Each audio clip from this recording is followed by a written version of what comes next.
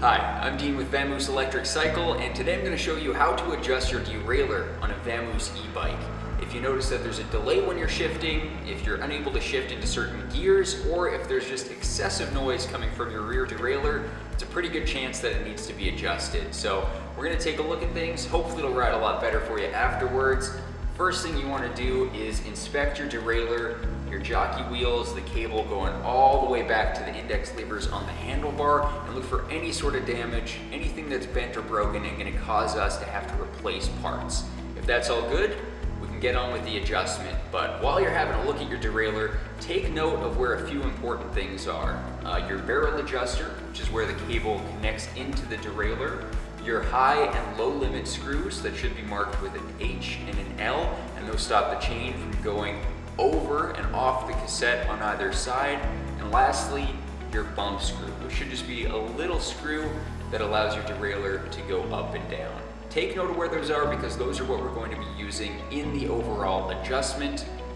Once everything looks good, nothing is broken, then we can get to adjusting. To start, we're going to shift the bike down to the smallest gear possible. If you find you're unable to reach the smallest gear, that's either going to be a problem with your index position, which we'll adjust with the barrel adjuster, or it's because the H limit screw is too tight and it's not allowing the derailleur to come out far enough to put the chain on that smallest cog. So we're going to try turning the barrel adjuster a couple of turns clockwise and loosening off the H screw just a little bit, and you should be able to see the derailleur move when you turn that H screw, and that should get you on the smallest cog. And once you're there, we're going to focus again on the H screw because that's what's going to keep your chain from flying off of the cassette and into your frame. So we actually want it to be too tight to start out. So what we're going to do while you're on the smallest cog is pedal the bike, find your H limit screw, and tighten it until it starts to rub on the second smallest cog, and you can hear it start to rub. There, so now it's being really noisy, and we know that the H screw is too tight, so we're gonna back it off, quarter turn at a time, just until it's riding smoothly. So we can hear that it is riding perfect. So our H screw is set. Okay, so now that our H limit screw is set, we can move on to the index position. And the indexing is just the incremental movements that the derailleur makes to bring the chain over onto the next cog. And so we want to make sure that everything is shifting nice and smoothly. So we're going to pedal the bike and we're going to shift one click up. Now, you can see the chain did not move to the next cog. In fact, it's just making all kinds of noise right now, so we're going to shift it back down. Okay, it's riding nice, and we're going to turn the barrel adjuster counterclockwise until we're able to make that shift. So we're going to do a couple of turns. Okay, one click up, and up it goes. Back down. Now, if we go too far, the barrel adjuster is too tight and our index position is too far off, we might shift one up and go up two. If that's the case, we're going to turn our barrel adjuster clockwise until one click equals one shift.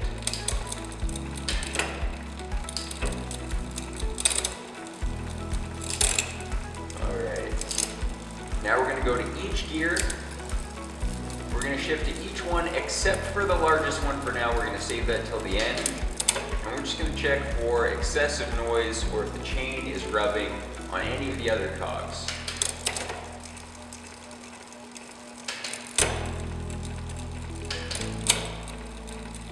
Okay. And if it is rubbing on any of those, shift into that gear and turn the barrel adjuster just a quarter turn until it stops. Make sure it's still shifting nicely. Perfect. All right, now we're going to get into the second largest cog, and we're going to work on that L screw. Now, before we start, we want the L screw to be too tight, just like the H screw But in this case, we don't want to shift to that biggest gear and have the chain just come flying off right away. So we're going to take our handy dandy screwdriver and we're going to over tighten it to start. Find the L screw and we're going to make sure it is nice and tight. Okay, from there, we're going to try shifting up into that gear. All right, perfect. And so as we can see right now, it's not shifting into that gear. I'm pressing on the lever, but the derailleur is not moving over. And so that's actually good. That's where we want it to start. We don't want it flying off of this thing. So from there, we're going to back it off one full turn, and we're going to shift over. All right. Still too much rubbing, so we're just going to work our way back slowly until it's perfect. Another turn. All right, we're on that gear.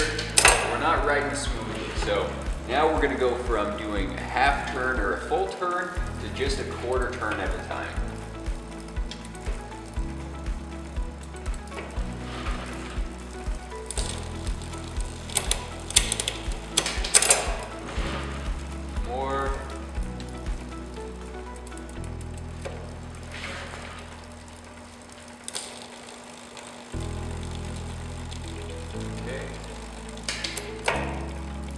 Now when we shift up into that gear, there's no excessive noise, maybe a little bit of excessive noise. Back that off just a little bit. Okay, and now what we really want to make sure is we want to make sure that that derailleur is not going to be moving past that cog whatsoever. So we're in the largest gear and we're going to put some extra pressure on that shifting lever to try to get it to move over. You should look at the derailleur and you shouldn't see it move at all when you put that extra pressure on. We are set. As you can see, it's shifting nicely to all the gears. It's not being super loud, and that is just what we want.